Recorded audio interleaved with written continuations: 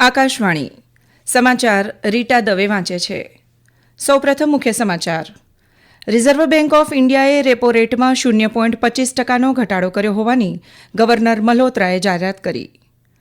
આદિવાસી વિસ્તારોમાં આરોગ્ય સેવા સુધારણા માટે સરકાર કાર્યરત હોવાનું લોકસભામાં કેન્દ્રીય આરોગ્ય મંત્રી જેપી નડ્ડાએ જણાવ્યું. શ્રીલંકા દ્વારા 97 માછીમારોની ધરપકડ કરવાના વિરોધમાં વિપક્ષના સાંસદોએ સંસદ બહાર વિરોધ પ્રદર્શન કર્યું. અમેરિકામાં H-1B વિઝા માટે પ્રારંભિક નોંધણીની મુદ્દત આજથી શરૂ થશે અને 24 માર્ચે પૂર્ણ થશે. મહાકુંભ મેળામાં આજે સાંજે યોજાનારા સાંસ્કૃતિક કાર્યક્રમમાં દેશભરના પ્રખ્યાત કલાકારો સંગીત, નૃત્ય અને કલાની પ્રસ્તુતિ કરશે. સમાચાર વિગતવાર. રિઝર્વ બેંક ઓફ ઇન્ડિયાએ પોલિસી રેપો રેટમાં 0.25%નો ઘટાડો કર્યો છે. આ ઘટાડા પછી રેપો રેટ 6.5%થી ઘટીને 6.25% થયો છે. આરબીઆઈ ગવર્નર સંજય મલ્હોત્રાએ આજે આ જાહેરાત કરી હતી. રેપો રેટમાં આ ઘટાડાને કારણે લોન સસ્તી થશે અને ઈએમઆઈ પણ ઘટશે.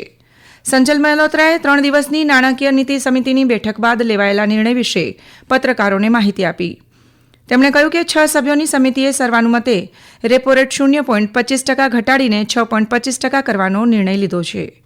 આરબીઆઈએ ફેબ્રુઆરી 2023થી રેપો રેટ 6.5% પર યથાવત રાખ્યો હતો. ગવર્નર સંજય મલ્હોત્રાએ જણાવ્યું કે આરબીઆઈએ આગામી નાણાકીય વર્ષ 2025-26 માટે કુલ સ્થાનિક ઉત્પાદન જીડીપી 6.7% રહેવાનો અંદાજ લગાવ્યો છે, જ્યારે ચાલુ નાણાકીય વર્ષ માટે આર્થિક વિકાસ દરનો અંદાજ 6.4% જાળવી રાખવામાં આવ્યો છે. તેમણે જણાવ્યું કે આગામી નાણાકીય વર્ષ 2025-26માં છૂટક ફુગાવો 4.2% રહેવાની ધારણા છે, જ્યારે ચાલુ નાણાકીય વર્ષ 2024-25માં તે 4.8% રહેવાની શક્યતા છે. સરકાર આદિવાસી વિસ્તારોમાં આરોગ્ય સંભાળ સુવિધાઓ સુધારવા પર ખાસ ધ્યાન આપી રહી છે. લોકસભામાં પૂરક પ્રશ્નોના જવાબ આપતા આરોગ્ય અને પરિવાર કલ્યાણ મંત્રી જગત પ્રકાશ નડ્ડાએ આ મુજબ જણાવ્યું. અગાઉ પૂરક પ્રશ્નોના જવાબ આપતા આરોગ્ય અને પરિવાર કલ્યાણ રાજ્યમંત્રી અનુપ્રિયા પટેલે જણાવ્યું કે છેલ્લા 30 વર્ષોમાં વૈશ્વિક સ્તરે માતૃત્વ મૃત્યુદર એટલે કે MMRમાં ઘટાડો 42% સુધી પહોંચ્યો છે, જ્યારે તે જ સમયે ભારતમાં માતૃ મૃત્યુદરમાં 83%નો ઘટાડો થયો છે. શ્રીમતી પટેલે જણાવ્યું કે રાષ્ટ્રીય આરોગ્ય મિશન હેઠળ મોબાઈલ મેડિકલ ટીમ દ્વારા ગર્ભવતી મહિલાઓ અને અન્ય દર્દીઓની ખાસ કાળજી લેવાઈ રહી છે, જેથી દેશમાં મૃત્યુદરમાં નોંધપાત્ર ઘટાડો થઈ રહ્યો છે. કર્મચારી ભવિષ્ય નિધિ સંગઠને ચાલુ નાણાકીય વર્ષમાં અત્યાર સુધીમાં 5 કરોડથી વધુ દાવાઓનું સમાધાન કર્યું છે. શ્રમ અને રોજગાર મંત્રી ડોક્ટર મનસુખ માંડવિયાએ ગઈકાલે માહિતી આપી કે નાણાકીય વર્ષ 2023-24માં 4 કરોડ 45 લાખ દાવાઓનું સમાધાન કરવામાં આવ્યું હતું. તેમણે કહ્યું કે સંગઠનમાં કરવામાં આવેલા સુધારાઓને કારણે જ આટલી મોટી સંખ્યામાં ફરિયાદોનું નિરાકરણ શક્ય બન્યું છે. ડોક્ટર માંડવિયાએ જણાવ્યું કે ચાલુ નાણાકીય વર્ષમાં ઓટોમેટેડ દાવા સમાધાન કેસોની સંખ્યા બમણી થઈને 1 કરોડ 87 લાખ થઈ છે.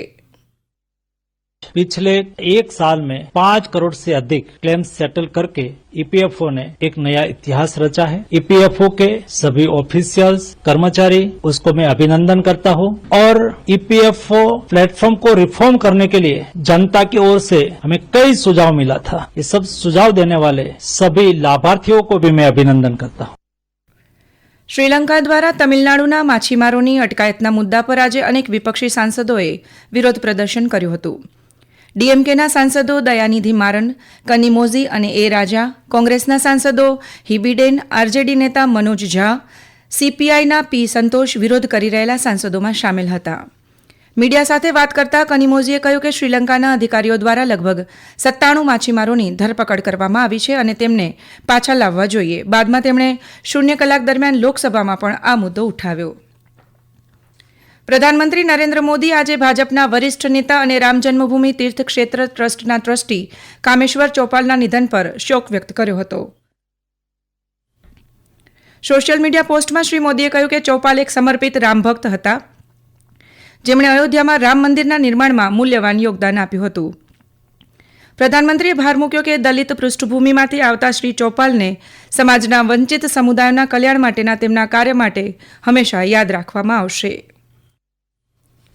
દિલ્હી વિધાનસભા ચૂંટણી માટે આવતીકાલે યોજાનારી મતગણતરી માટે તમામ તૈયારીઓ પૂર્ણ થઈ છે.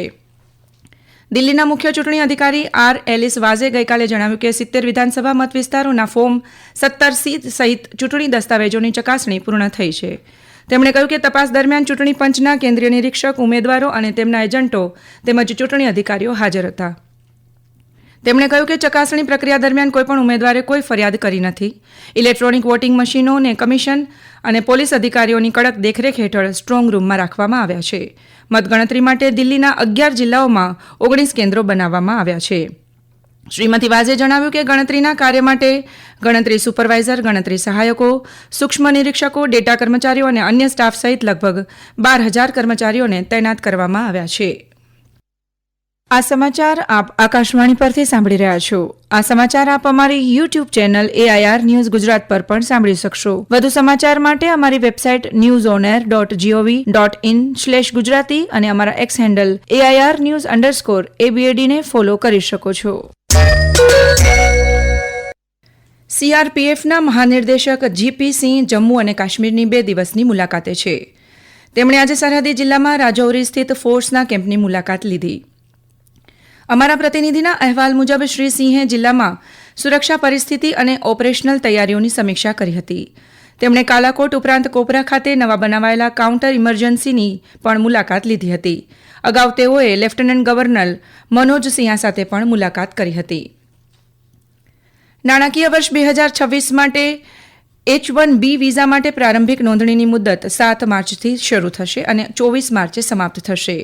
US citizenship and immigration services એટલે કે USCISએ જણાવ્યું કે સંભવિત અરજદારો અને પ્રતિનિધિઓએ પસંદગી પ્રક્રિયા માટે દરેક લાભાર્થીને ઇલેક્ટ્રોનિક રીતે નોંધણી કરાવવા માટે USCIS ઓનલાઈન એકાઉન્ટનો ઉપયોગ કરવો પડશે અને દરેક લાભાર્થી માટે સંકળાયેલ નોંધણી ફી ચૂકવવી પડશે. USCISએ વધુમાં જણાવ્યું હતું કે નાણાકીય વર્ષ 2026 H-1B મર્યાદા નાણાકીય વર્ષ 2025માં શરૂ કરાયેલ લાભાર્થી કેન્દ્રિત પસંદગી પ્રક્રિયાનો ઉપયોગ કરશે. અમેરિકામાં બોસ્ટનના ન્યાયાધીશે રાષ્ટ્રપ્રમુખ ડોનાલ્ડ ટ્રમ્પની સરકારી કર્મચારીઓને પ્રોત્સાહક રકમ આપીને ફરજિયાત નિવૃત્ત કરી દેવાની યોજના પર હંગામી સ્વરૂપે પ્રતિબંધ લાદી દીધો છે. આ યોજના અમલમાં આવે તે પહેલાના કેટલાક કલાકો પહેલા આ આદેશ જાહેર કરાયો હતો. બોસ્ટન જિલ્લા ન્યાયાધીશ દ્વારા જાહેર કરાયેલા આદેશમાં નિવૃત્ત કાર્યક્રમની યોગ્યતા ઉપર ટિપ્પણી કરાઈ નથી, પરંતુ ન્યાયાધીશ દ્વારા વહીવટીતંત્રને સંભાળવા માટે અરજી કરવાની સમયમર્યાદા વધારી છે. આ આદેશના પગલે કર્મચારીઓ કોર્ટના દરવાજા ખખડાવ્યા બાદ પ્રારંભિક તબક્કે ટ્રમ્પની યોજના સામે જીત મળી છે. કેન્દ્રીય સાંસ્કૃતિક મંત્રાલય આજે સાંજે પ્રયાગરાજના મહાકુંભમાં એક ભવ્ય સાંસ્કૃતિક કાર્યક્રમનું આયોજન કરશે.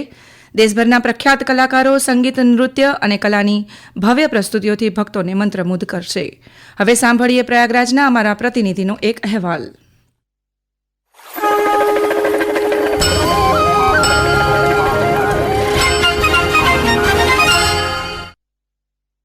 कुंभ मेला न केवल श्रद्धा और आस्था का महापर्व है, बल्कि यह भारतीय संस्कृति, संगीत और साहित्य के क्षेत्र में वैश्विक मंच के रूप में भी अपनी पहचान बना रहा है. गंगा पंडाल में होने वाले इस आयोजन में श्रद्धालु आध्यात्मिक और सांस्कृतिक कला दोनों का आनंद उठा सकेंगे.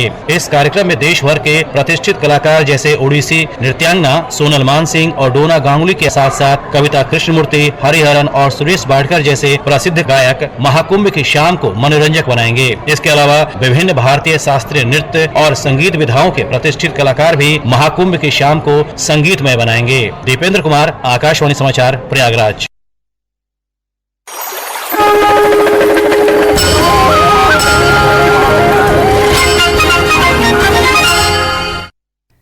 અંતમાં મુખ્ય સમાચાર ફરી એકવાર. રિઝર્વ બેંક ઓફ ઇન્ડિયાએ રેપો રેટમાં 0.25% ઘટાડો કર્યો હોવાની ગવર્નર મલ્હોત્રાએ જાહેરાત કરી. આદિવાસી વિસ્તારોમાં આરોગ્ય સેવા સુધારણા માટે સરકાર કાર્યરત હોવાનું લોકસભામાં કેન્દ્રીય આરોગ્ય મંત્રી JP નડ્ડાએ જણાવ્યું. શ્રીલંકા દ્વારા 97 માછીમારોની ધરપકડ કરવાના વિરોધમાં વિપક્ષના સાંસદોએ સંસદ બહાર વિરોધ પ્રદર્શન કર્યું. અમેરિકામાં H-1B વિઝા માટે પ્રારંભિક નોંધણીની મુદત આજથી શરૂ થશે અને 24 માર્ચે પૂર્ણ થશે. અને મહાકુંભ મેળામાં આજે સાંજે યોજાનારા સાંસ્કૃતિક કાર્યક્રમમાં દેશભરના પ્રખ્યાત કલાકારો સંગીત, નૃત્ય અને કલાની પ્રસ્તુતિ કરશે. આ સાથે જ આકાશવાણી પરથી સમાચાર પૂરા થયા.